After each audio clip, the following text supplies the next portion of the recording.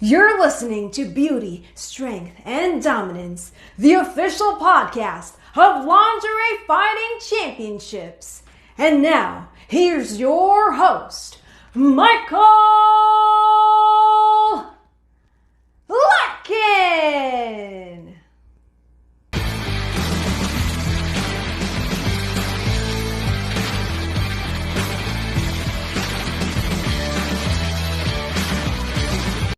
Hello, ladies and gentlemen, and welcome to another edition of Beauty, Strength, and Dominance, the official LFC Lingerie Fighting Championships podcast. My name is Mike Larkin, and joining me today is photographer, an amazing one at that, Mr. Don Cross. Don, it's a pleasure and a privilege. How are you? It is my pleasure to be here, Mike. I am doing well. We've got our technical issues out of the way. It happens, Don. Before we get to this, guys, we had a little technical difficulties, but we're here. And now the main thing is the time, it's the present. And man, you've done a lot of great work here. And one of the great things about this podcast is we have a lot of amazing fighters in LFC Lingerie Fighting Championships. And you have had the pleasure of being a photographer and really photographing and showing the beautiful imagery of Bella Madisyn, who is one of the main integral parts of LFC, and Gia Love, who is one of the LFC prospects. Let's start it off hot, man, because speaking of hotness as far as the women go in the photography, talk about Bella Madisyn first and foremost, because Bella has just had her second fight. She is 1-1 in the LFC auspices. So I got to ask you, talk about Bella Madisyn first, the rebel princess, if you will, and how you came into fruition and started doing some photography with her. My pleasure. Like with most of the people I have worked with, she reached out to me. I haven't reached out to a model in a number of years.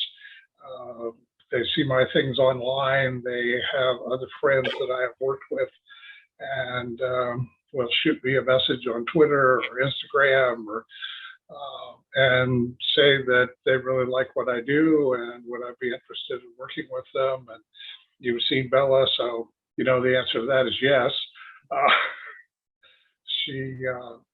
So we started putting some plans together. I am a great believer in plans. You need to figure out what you're going to do and then execute that. I closed my studio some years ago, and so I work with models who have a space available. She had a space available in Orlando, so I took my gear over there and we set up and spent a pleasant, although busy afternoon together making photos. Got to say, first and foremost, for those who have not seen these photos, we got a little schoolgirl type action. We have so many different facets of what a lot of guys from the imagery standpoint, from role play, whether it be schoolgirl, what have you, it really exemplifies that sex appeal. And I think we've seen that not just in LFC auspices and in combat sports with women, but of all forms of pop culture, whether it be movies, TV, what have you. It really encompasses one eye. So I got to say, not just amazing photos of Bella Madisyn, but god dang, man, it really showcases the appeal. That's really what it's all about in the end of the day, right? That's always what I'm hoping I can make happen. Just as you said, going into this, it's kind of about telling my story. When I get the camera in my hand, it's about telling theirs. Photographers have a lot of different styles. I tend to shoot a style with a lot of open lighting, so it gives the model a lot of freedom to do what she wants to do and help make things happen. I generally tell models, I will give you direction if you need it, but in the main, it's about you, and you need to help make it happen. She didn't need a lot. She's a very outgoing lady, and she knows how to use what she has to best advantage. It's the same thing with Gia Love, because we got to talk about Gia Love because she's a firecracker in her own right. One of the more very outspoken, very blunt ladies that we've seen come across LFC. One of the future prospects at a future LFC Lingerie Fighting Championship event. So I got to say to you, as far as the Gia Love side of things, because you can also encompass and capture her beauty. Gia Love, another one, a native of the Florida scene. So I wanted to ask you the Gia Love side of things. What was it like working with Gia? And we'll go to more models here, but on the LFC side of things, man, Gia Love, the queen. As all women are queens. Talk about Gia Love. That same thing, although we had originally made contact back when she was doing more cosplay stuff and hitting the conventions for that. And again, saw my stuff online, work I had done with other people in that vein, and hit me up about possibly working together, but it just never came together for years. Every once in a while, we'd pass the messages, but either the timing was wrong or whatever, but just never happened. And then she got back from a tour and said, "Is the time now?" And I said, "It is if you've got a place." That turned out to be something of a story in itself. She did have a place. We got over there. What she wanted to do was kind of my characteristic work on seamless paper backdrops, and that takes a lot of room. And so we wound up setting up in a space that was not air conditioned, and it was August and Florida, and it was gross. Well worth it nonetheless. We were both carrying towels around with us the whole way during the shoot, wiping off the excess moisture. Hey, I mean, sometimes it comes with the territory and the working conditions, but the main thing is sometimes you got to do what you got to do. That's a fact. That's a fact. We had hoped to do a little bit more, but we were both decided by the time we'd finished the third set, we were done. So. Well, I got to say, Donna, what I love about you too, my friend, is not only do you do LFC work, but you've worked with a lot of adult entertainers on the adult side of things, whether it be modeling or fetish modeling, what have you. Like Misty and Whitney Morgan really stand out, and we'll get to more here. But god dang, man, let's talk about first Misty, because Misty's done her thing, whether it be in the modeling side of things and in the adult world industry. And what I always find that's so funny is people always have that mindset. They kind of poo-poo, if you will. We'll use that term nicely. The poo-poo on the adult work side of things, because it's what have you. I think a lot of people need to be more open-minded, like myself and yourself, Mr. Don Cross. But god dang, man, we see people of that facet of life, those endeavors. I want to talk about working on the adult side of things. Misty Meaner is another beautiful woman in her own right. She's the Mina, ain't no in-betweener. Let's talk about Misty Meaner, Mr. Don Cross. Yeah, that was weird. I probably get I get 4 or 5 inquiries from people. So people I've worked with in the past who we haven't worked together for a while, and of course a lot of new people who said, "Yeah, I've seen your stuff. I love it. I'd really like to work with you." She was at that time in Oregon, and so no, that wasn't going to work out. But she said, "Well, I'm moving to Florida, so when I get there, I'll get in touch and we'll work something out." Frankly, that's a song I've heard before, and usually nothing happens. But she did move to Florida, and she did get in touch with me. But at that time, she was living in a trailer, so not a lot of possibility of getting something together. Right. And said, well, they had plans for a place they were going to move into. As soon as she got there, she would let me know. And again, I kind of wrote it off as, yeah, sure.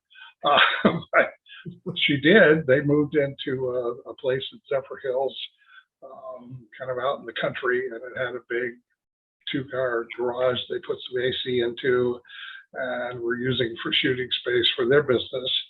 And so I packed up and went over there. We did a shoot that was very successful. Then she decided she wanted to do a calendar. Well, again, that's a request I've had many times. I'd really like to do a calendar. They really don't understand how much effort that actually is. I mean, it's a lot.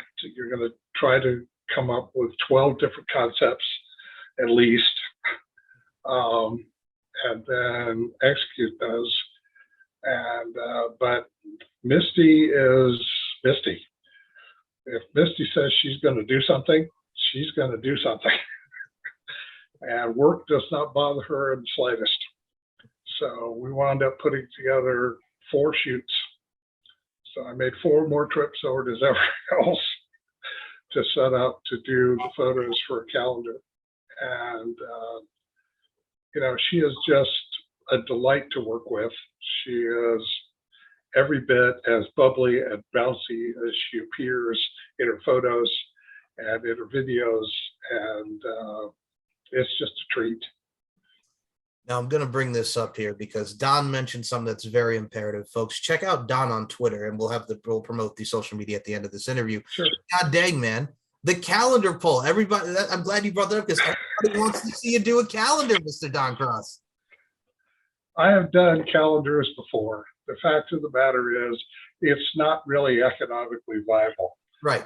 It's fun, but it's a lot of work. And the fact of the matter is, you wind up selling 10 calendars and, you didn't make a dime. I don't care anything about making money.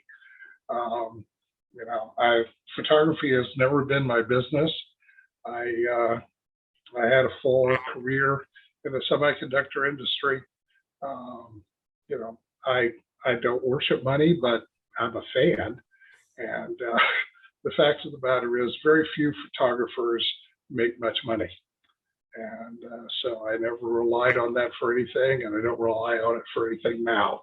I do it because I love doing it. It's creative. But yeah, Misty, doing a calendar made sense. She's got a big fan base. She goes to a lot of conventions where she's setting up at a booth anyway, and she's selling stuff anyway. And so the calendar becomes another thing she can market herself through having it. So it made it infinite great sense for her. But for me, not so much. Understood. And I mean, a lot of people don't realize, and I could speak on the LFC side of things, for those who have seen the LFC calendars, which has many different themes to it, and Richard Ember does an amazing job for photography. There's a lot of work that goes into it. A lot of people don't realize, while it's great from a popular culture standpoint, and people love the calendars, because who doesn't love a calendar, whether you see a music, what movies, what have you. A calendar is a very integral part of really what makes the merchandising and all the marketing go into it. But god dang, man, it's a lot of work. And I also look at it from a stance too as well. There's a lot of moving parts in the representation of many different presentations. So, I mean, that side of things, it's very hard, but at the end of the day, it is worth it. So, I mean, if you do another calendar using the do here, Mr. TC, I hope to see where it comes of it. But god dang, man, I think what you're doing right now, you're on the right track with your work, and it really does showcase with social media, Don. Well, thank you. You're very welcome, sir. But god dang, man, we're going to come back to the models here, because you're a very multifaceted son of a gun here. Because first and foremost, not just photography, you start out, let's talk about your journey here. Let's talk about way back in the time, if you will, man. Because here you are, you're doing community theater. Not only and thank you for your service as well, Navy veteran of the Vietnam War, very multifaceted in many different aspects of your life. Let's talk about the Vietnam War and being a Navy veteran, which thank you very much for your service. But god dang, man, being a Navy veteran, how did that feel for you, being at a time where it's historical? It's the Vietnam War. We've seen it encompassed in many films, such as Forrest Gump. For you, being a veteran and doing what you're doing, fighting for the country, you're in the Vietnam War. Let's talk about that experience here, sir, because god dang, thank you. Well, it's it was the Chinese curse, thou shalt live in interesting times. It was an interesting time.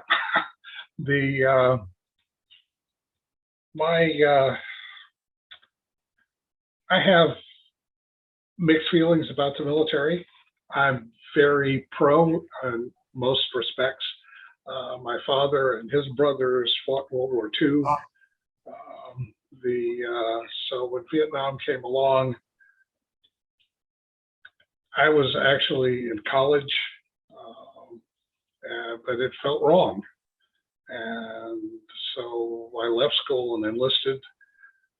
But I'd always thought the Navy was the right thing for me. For one thing, I don't like sleeping on the ground. And one of the great advantages to the Navy is you get to take your bed, your kitchen with you.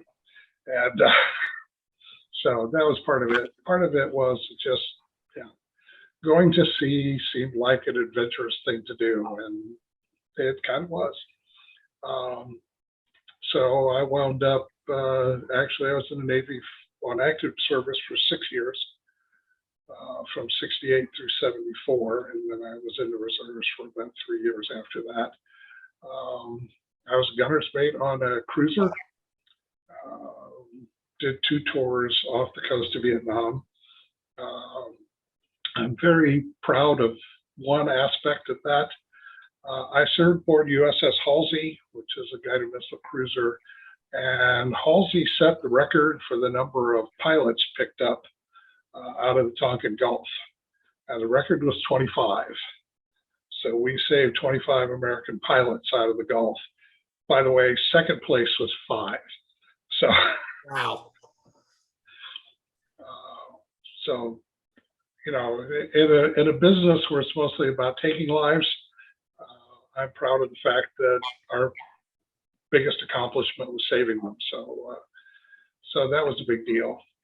And but I got out and went back to school. You know, returning to school at that time, you know, I'm a 26-year-old junior in college. Being a veteran in school at that time was not a very popular thing. So it's kind of isolating. But, you know, I finished school, I got a job working for RCA, and I kind of put it all behind me. I had a close friend that was in the Army in Vietnam and pretty seriously wounded. And we stayed close during the years he was recovering. He lost use of his right arm, and he went through a long period of therapy with that. And he gave me a call a couple of days before the dedication of the Vietnam War Memorial in Washington, and wanted to know if I was going. And I said, I really hadn't thought about it. It was a period I just didn't get involved in much. But it was clear he wanted to go. It was clear he didn't want to go alone. So I told him I would come with him. And we went. And it settled a lot of things for me. And I became a kind of minor veteran activist. Even quite recently was helping raise money for Honor Flight, which is an organization that takes veterans to Washington on a day trip to honor their service. And so, you know, it was a thing I did. It's a thing I was proud I did. It's a thing I don't dwell on a lot, but I still believe that you need to honor those who served. And so I try to do that. Which is what we need to do, especially with today's Army and today's climate, crime and everything. I think there's always been that saying of more love and less mugging. And I mean, I look at it from a stance too as well. Well, it's very clever in those sentiments and how you put it. We have such a great world, and we have such amazing people in it that are here to do our thing. And I talk about the representation of our presentation. How we present ourselves really showcases our character and how we go forward. And that really showcases in your character, because then, man, we're talking about community theater side of things. You're talking about actor, singer, designer, builder, very multifaceted on the community theater side of things. So you're doing your thing. You're a Navy veteran of the Vietnam War, and we'll get the photography and how everything came to fruition there, and more your artists. But god dang, man, we got to talk about this community theater here. How did you get involved into the theater? You're doing all this acting front. It's another art form. It's another endeavor added to the list of many of yours, Mr. Don Cross. Let's talk about the community theater side of things. Okay, well, my wife actually worked for a Broadway costumer before we were married, so she'd always been interested in theater. I did a couple of things when I was in high school and college, but, you know, maybe didn't have a lot of time for things like that. And then when I was working, I suppose I might have been able to make time for it, but it didn't seem to be a priority. And, but when I retired, my wife had gotten back into doing some community theater things, and she talked me into auditioning for a production of Damn Yankees, mostly because she wanted one of the parts, and she thought I could play the husband, and if I got the role as the husband, she could get the role as the wife. She was half right. I got the role as the husband. She didn't get the role as the wife, but she forgave me about that, I think. But anyway, I wound up playing Old Joe in Damn Yankees, and I very first return to the stage. And but I had time on my hands. I went to the director and I said, you know, if you need help with sets or whatever, I have some skills and be willing to help out. And he said, well, geez, you know, what can you do? I said, fair rough carpenter, pretty good electrician. My father was a pipe fitter, so I'm a plumber, but I can't imagine why that would matter. And he looks at me and he goes, really? And I went, yeah. And he said, I saw a production of this show. Of course, Damn Yankees is about a ball team, and there are several scenes in locker rooms. He said, I saw a production where they had a working shower in the locker room. Could we do that? And I said, I don't know. Let me take a look around. And I walked around the back of the stage and I said, hey, yeah, I'll bring you some drawings tomorrow. And they came in, showed him the drawings, and he went, okay, let's build that. And so that was my entry into set construction. And about a year later, I started taking over designing the sets as well, and ran the shop. So what in the theater is called a master carpenter, which I'm not, but you know, so I took the responsibility for getting the whole set put together, and like I said, like started designing some, so forth, for shows I was in, shows I wasn't as well. So it was a lot of fun. And you know, one thing sort of carries through all this. In my regular career, I was a planner and project manager through most of my career, and taught other people how to do it.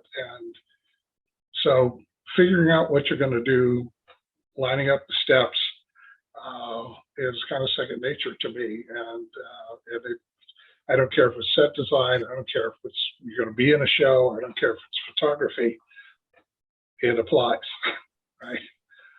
And but I've done, this is a rich area for community theater. There's several large, 400 to 600 seat theaters in the area. I've played something or other at most of them. I was an old guy before I started doing it. I've been in musicals and comedies as well. My wife and I did Hello Dolly. She was Dolly, I was Horace. I did Titanic, the musical. Great fun was doing Sunshine Boys. I had the lead in Sunshine Boys, which is about two old vaudevillians who are always fighting with each other. It's a funny comedy. And, so it was a great run. I'm reaching the age now where there aren't a lot of parts left, but there are not very many good things about being old. But if you were willing to try different things, you probably had the time. So I've tried a lot of different things. Reminds me of my living environment. My science teacher in high school, Mr. Marino, always used to talk about having the pearls of wisdom, the POW, if you will. So you get to showcase your pearls of wisdom, and that's a plan. Yeah, well, yeah. Age gives you that. Age gives you some perspective. You definitely know the truth of that. The sage's writing, this too shall pass away. Right. Things change, and if you don't change with them, you become a bitter old person who wishes everything was the way it used to be. There's not a lot of fun in that.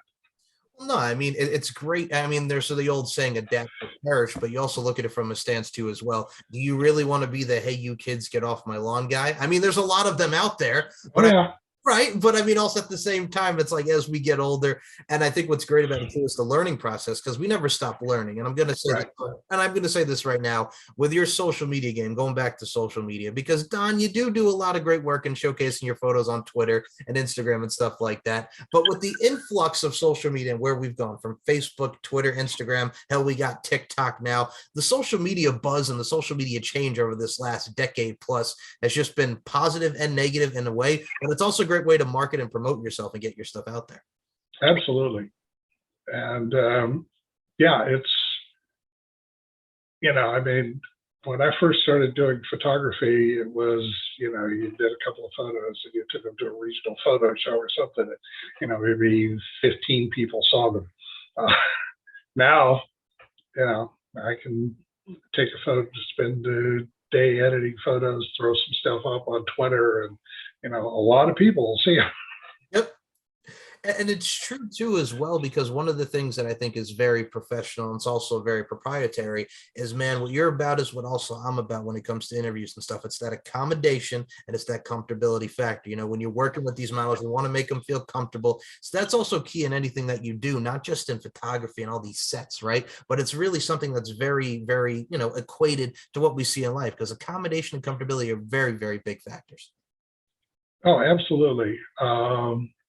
You know, I suppose perhaps particularly with what I do, but yeah, I am very proud of the fact that virtually everyone I've ever worked with wants to come back and do it again. Okay. Right. And, you know, that's, you know, it's not a one and out kind of thing. And it's a, you know, it's a professional relationship, but it's a relationship that builds. You get to a place where with certain models that you've worked with a number of times, I swear, I see a picture in my head, I start to describe it, and it just happens. You know, it's almost like telepathy. It's like this image happens in my mind, I say a couple of words, and it appears before me for me to photograph. And when that happens, that's an amazing thing. That's collaboration with a capital C. Things are really smoking when you do that. Let's talk about collaboration here, man, because two other people I want to mention here. Whitney Morgan, I'm talking about Adara Jordan. Let's talk about these two, because my God, from the fetish side of things, whether it be pinup or what have you, they also encompass beautiful energy. So let's talk about Whitney Morgan. Let's talk about Adara Jordan, because other sides of the spectrum, whether it be adult work, fetish modeling, what have you, these two really encompass what this show is all about, and as do all women, beauty, strength, and dominance. So Don, let's talk about Whitney Morgan and Adara Jordan, those two ladies. I'm always delighted to talk about Whitney. We've been working together now and again for 6 or 7 years. Same thing, except unusual first-time message I got from Whitney. Her first message to me was, "Why haven't we worked together yet?" And so I really didn't have a good answer other than we hadn't. So let's fix that. Right? Yeah. That's all you can say. I did have a studio at the time. She's in Orlando. I live in Melbourne, so about an hour and a half apart, depending.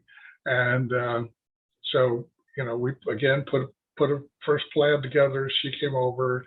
We did some stuff. She was happy with it. I was certainly pleased.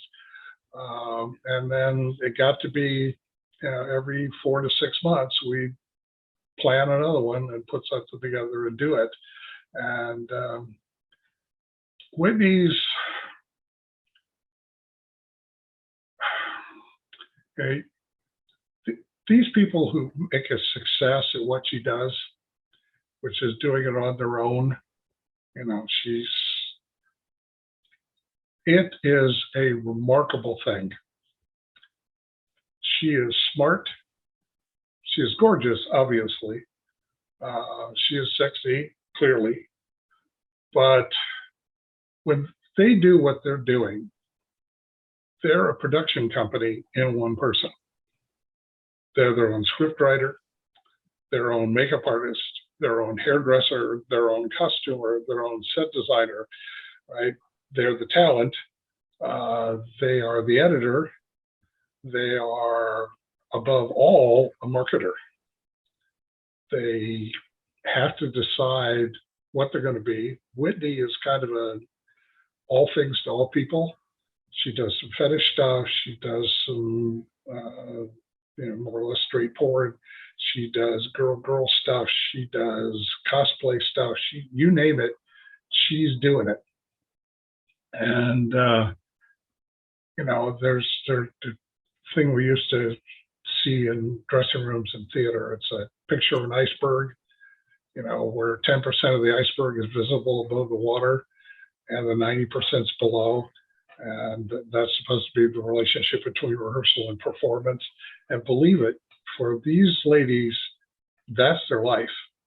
We see them and we think we see what they're doing. we do not see what they're doing. They are working themselves to death with all the pieces that we do not see. So she really liked the fact that I came up with a lot of ideas for what we shot. And so then it was kind of fun time for her. She didn't have to do all that other stuff. She could just come and be the talent. And, so it was great. But she's been a real key to me continuing doing this, because she's, I mean, on occasion, somebody's reached out to me and I have shot a message to Whitney and said, do you know this person? Is this a good idea? And sometimes it's, oh yeah, they're wonderful. And sometimes it's, they're nuts. You want to stay away from that. So she's been a big help to me. And also just growing in photography, because she's willing to try stuff. I tell models that part of the price of a really great photograph is the risk of an awful one. And so just put it out there. If it doesn't work, back in the day when we shot on film and printed on paper, used to say that the best photographers are the guys with the largest trash cans. They're not afraid to throw them away. Right now, it's just a delete key. It's just electrons. Right, so it's even easier. And so, it really is that you got to go for it. You got to try it and go, well, that didn't work.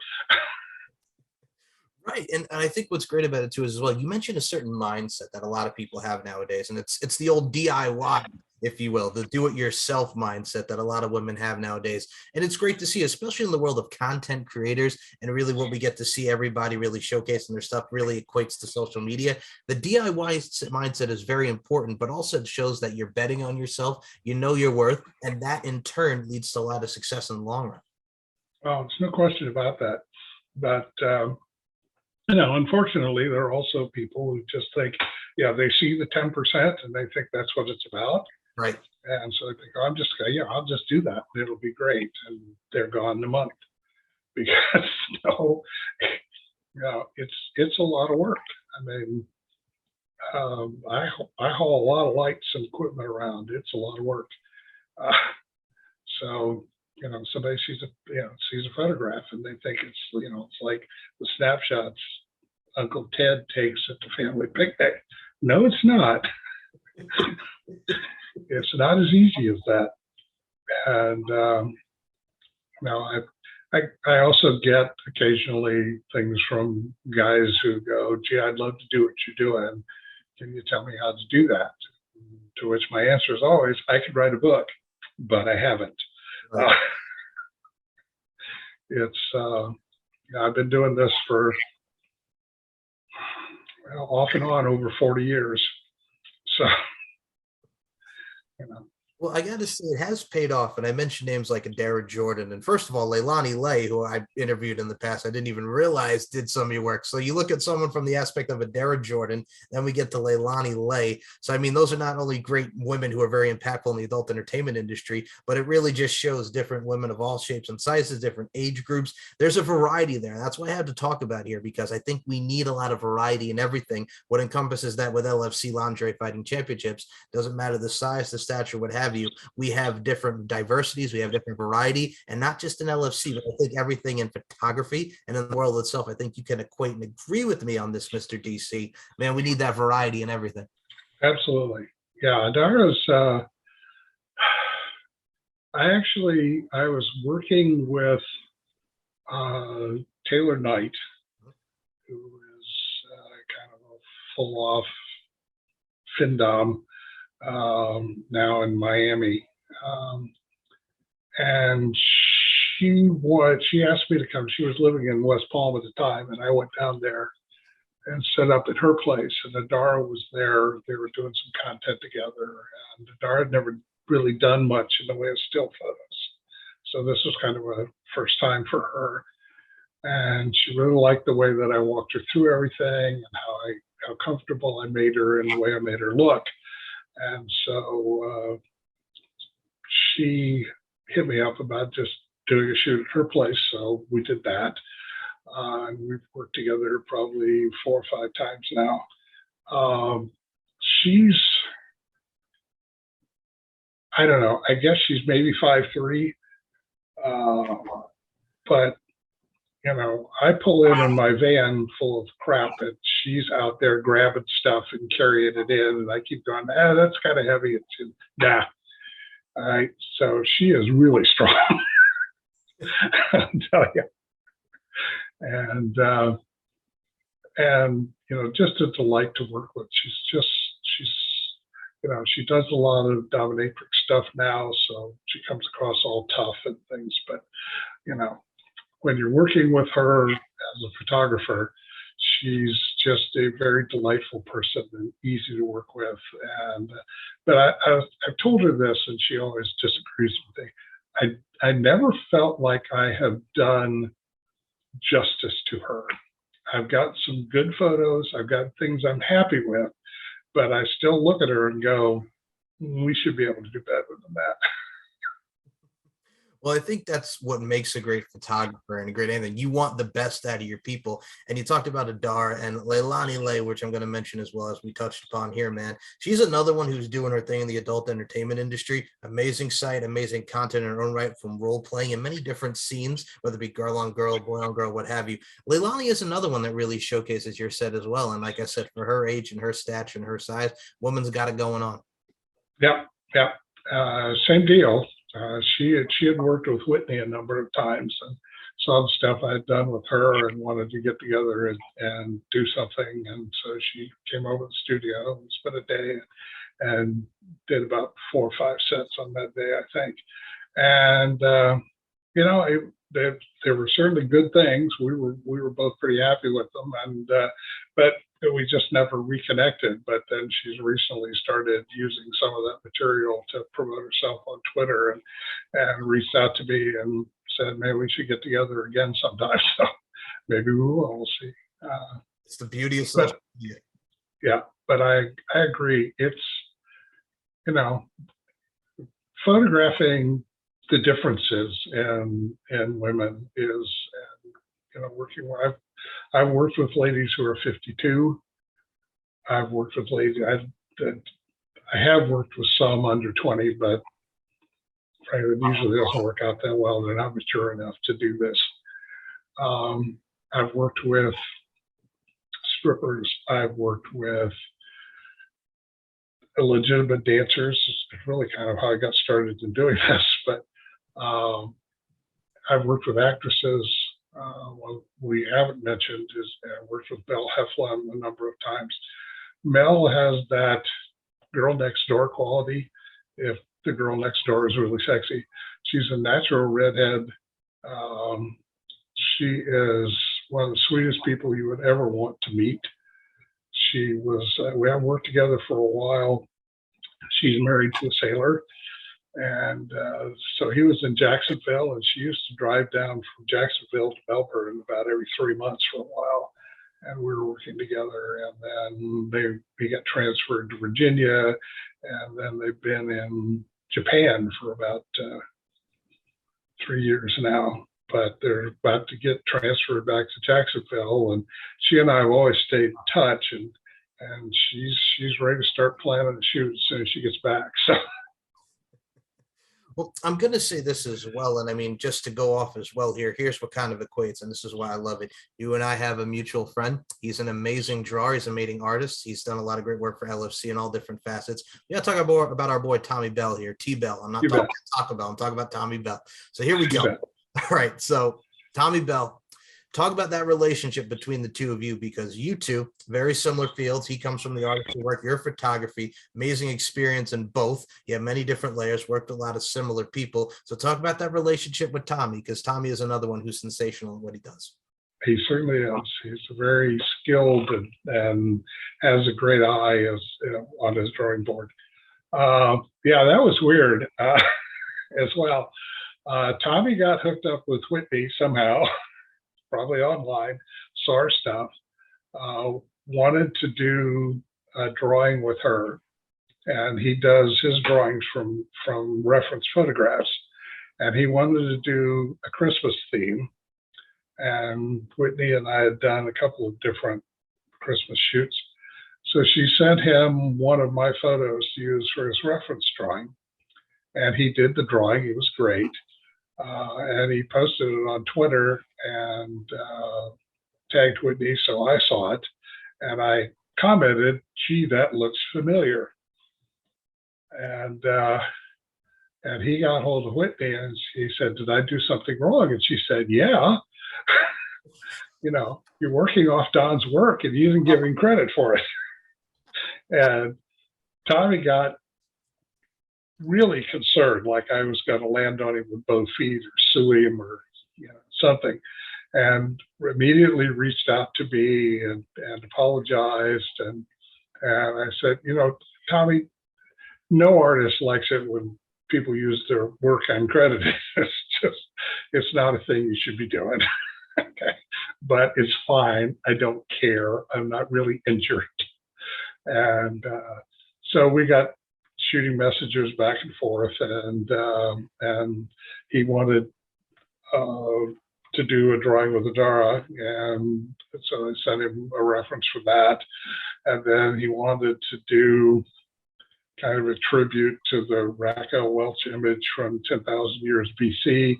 And seriously, I think he thought we did it just for him, but it's not true. I was setting up to do a set with Adara and Whitney, and I hated that movie, but I loved the poster. So I had picked up a couple of cave girl costumes, and so we were going to do a cave girl theme anyway. But he wanted something out of that set, so we did a couple of setups that were specifically things he had asked for. And so, we have just gotten in, we admire each other's work. He's a great guy. And so it's just been fun.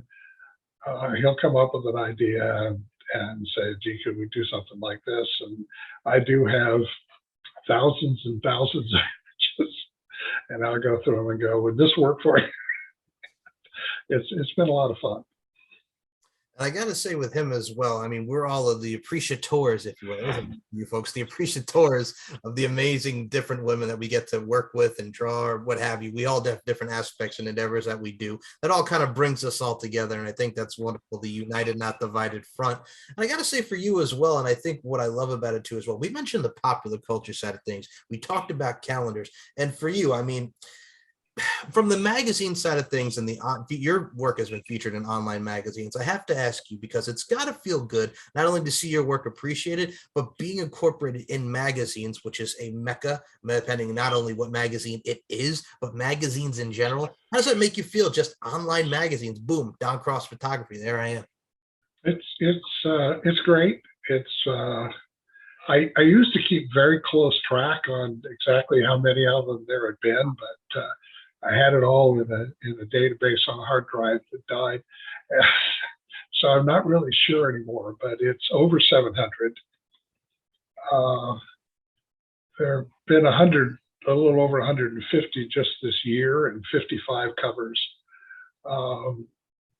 It's fun. It's a fair amount of work. And I got a little bit selective about it over time, because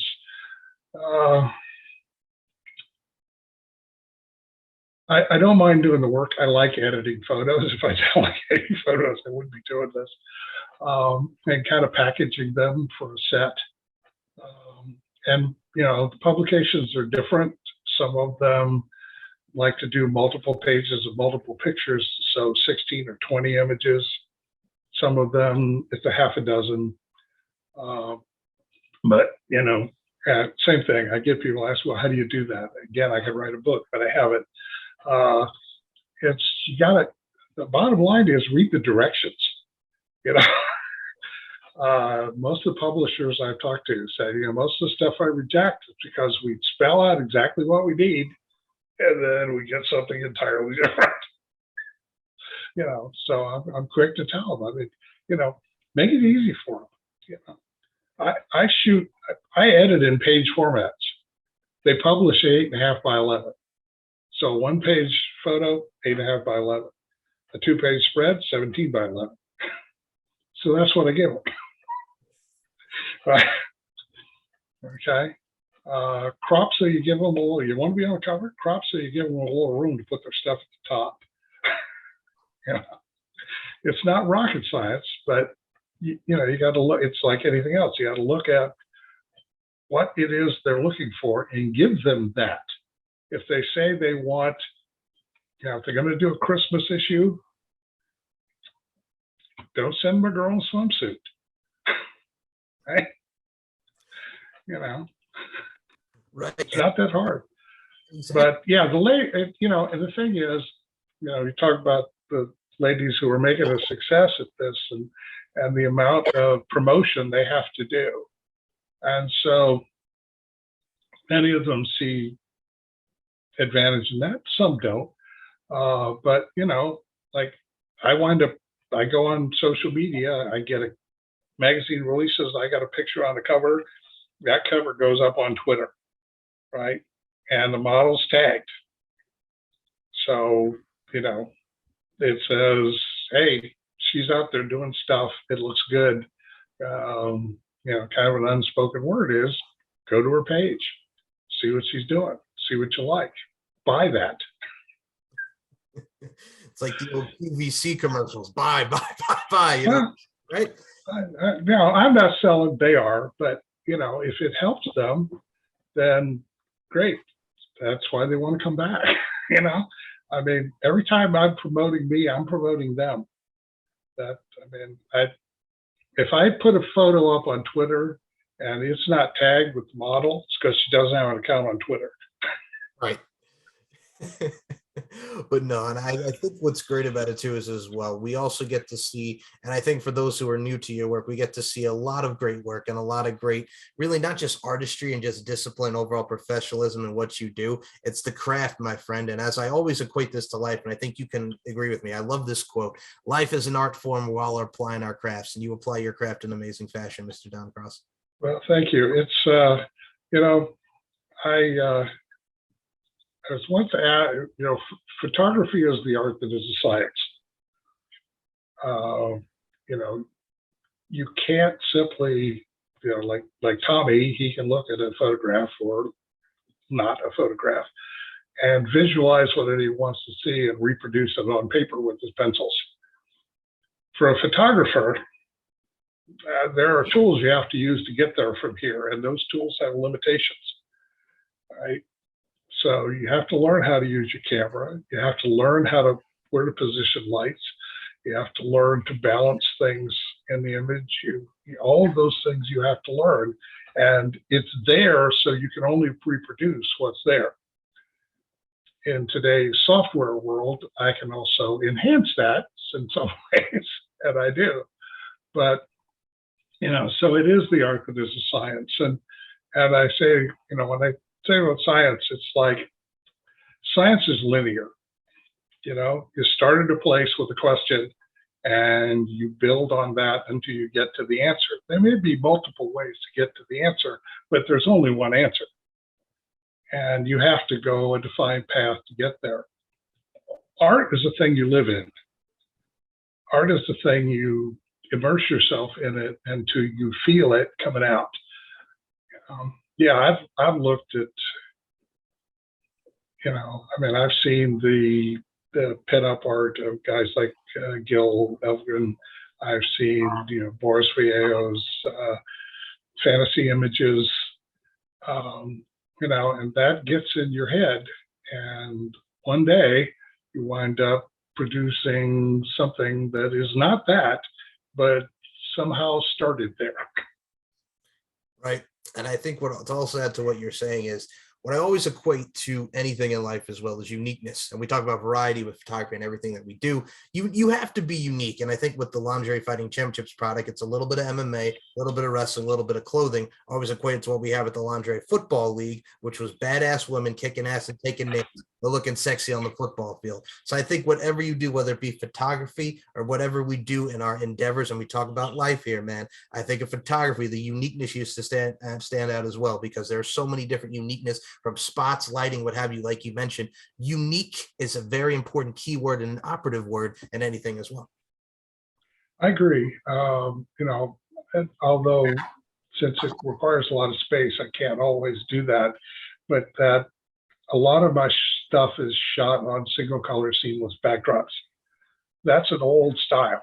I mean, it was a style that was popular when I was first starting into photography, which was, like I say, 40 odd years ago. It's a style that comes and goes in popularity. Some people like it, some people don't. I like it because it isolates the person. It isolates the model. You're not drawn to a whole bunch of other stuff in the image. It's just her. And you try to do it with complementary colors. I do something that most people think is nuts. I put people in red costumes on a red background and use the light to separate them, right? I love photos like that. One of the things we did with Bella, she was in purple lingerie on a purple backdrop, right? It makes the model the only thing you can possibly focus on. There's nothing to draw your attention. Also, if you want to create a theme, the addition of one or two small elements will get you there, as opposed to if you're trying to do it in a room in a house, you got to purge everything that isn't part of that. You got to add a whole bunch of stuff into it. It's a big deal. One of the early sets I did with Whitney when she was at that time blonde, which changes from time to time. We did a Goldilocks set, and what I saw a photo she had taken at her house, and she had this gigantic stuffed bear. And I went, we need to do a Goldilocks set, bring the bear.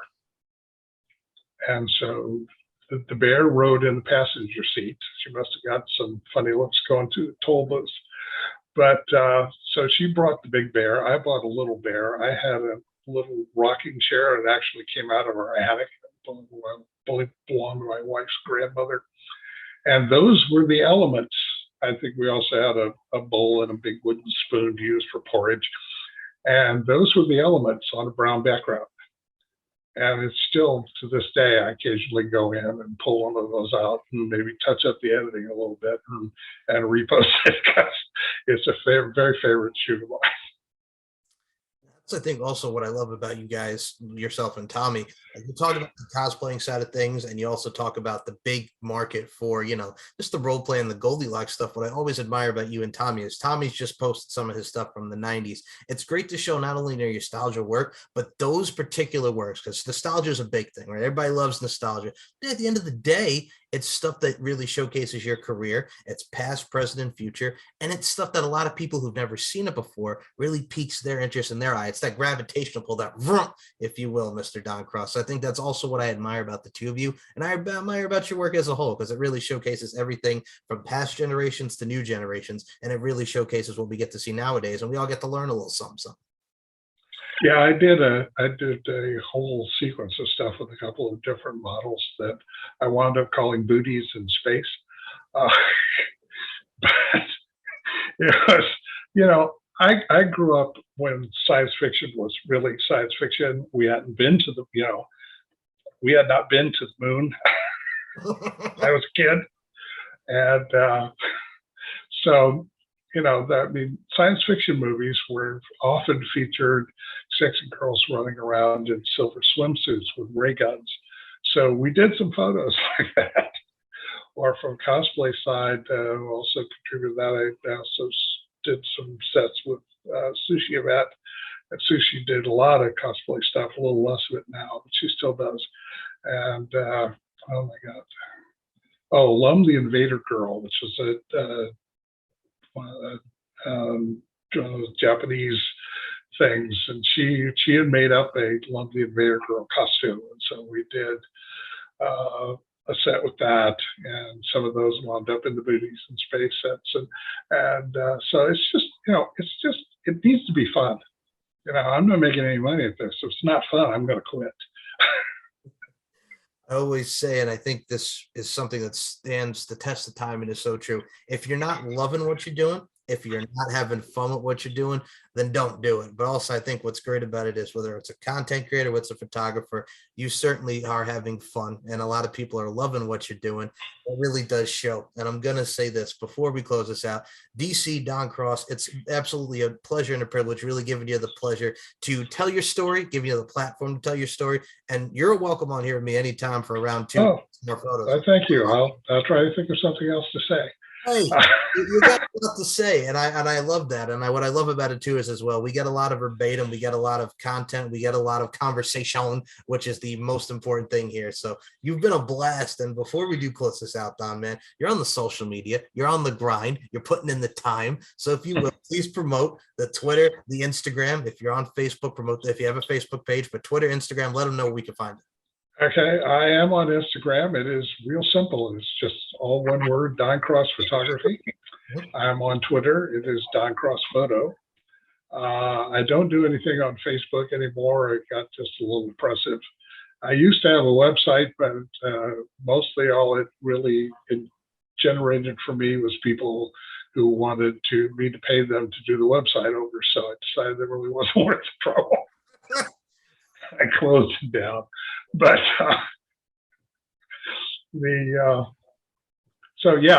those two places. Of course, the racier stuff I do winds up on Twitter, since I don't want to get checked off Instagram like so many other people have.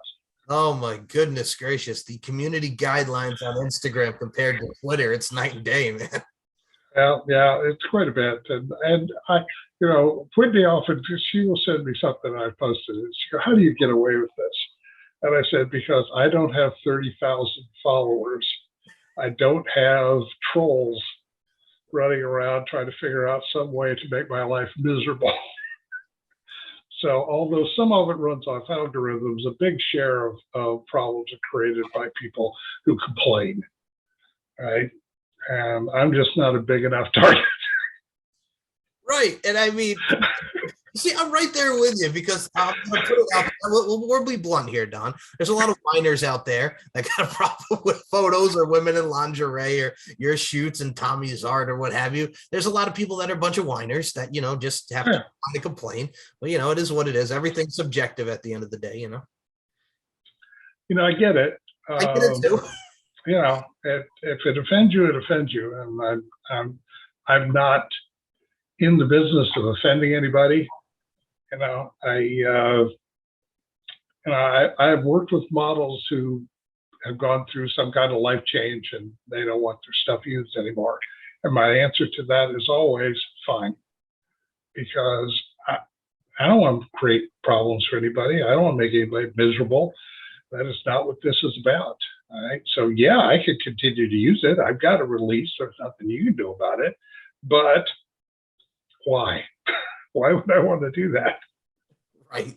And I think at the end of the day, it's about being safe and spectacular and keeping it professional, as it always should be. And I'm going to say this, Mr. Don Cross, if you guys want to check out this podcast, and so on many different audio platforms, God, goodness gracious, we got Stitcher, we got Anchor, we got iHeart, we got Apple Podcasts. We are on Roku. It's the LFC network on Roku, which this episode, you get to see that face, the face of Don Cross podcast.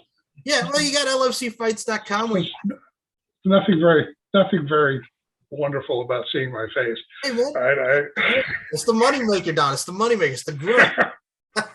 And we got LFCfights.com for the VIP section. You get to see this podcast. You get to see Get Wet, hosted by Terry Feisty Fist London and Audrey Monique. We get to see the reality series Tight, and we get to see a lot of great stuff. So go to LFCfights.com and check out everything Lingerie Fighting Championships, and subscribe to the YouTube. Check out the audio platforms of this podcast, and just show your love to LFC. And most importantly, show your love to Don Cross. And Don, do you have any final words for the people that have been supporting you since day one, loving you, sharing you, retweeting that photography? Or do you got any final words to the people?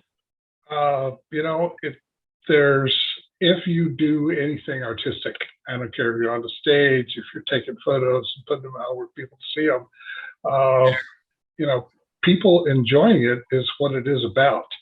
I used to go outside after a performance and,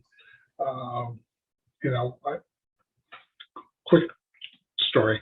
Like I said, I did Hello Dolly years ago, and I'm standing outside after the performance, and two little old ladies, and I mean, one of them was 80 something, and I'm guessing the other in their 90s. Both of them quite short, came walking up to me. It's a lobby outside a theater. There's a lot of noise. One of them said something to me. I couldn't hear it. I bent over and I said, "I'm sorry, dear, what is it?" And she said, "My friend would like to kiss you." Oh. Okay. And, you bet. Right. So I've had all kinds of fans. Go on over and give Don a kiss. Yes. Oh my goodness, that is an amazing story. And you've been filled with such amazing stories and an amazing career that we discussed in today's podcast. So I will say this, as I always say to close this show: beauty, strength, and dominance, the three key elements that make women the work of art that they are. And Mike Larkin, Don Cross, Tommy Bell, and many amazing people have the amazing time of showcasing these women as they rightfully should be shown. All women are queens. For Don Cross, my name is Mike Larkin. Thank you guys so much for listening. And Don, it's been a pleasure and a privilege. Thank you so much. Thank you so much, Mike. Fight, fight, fight.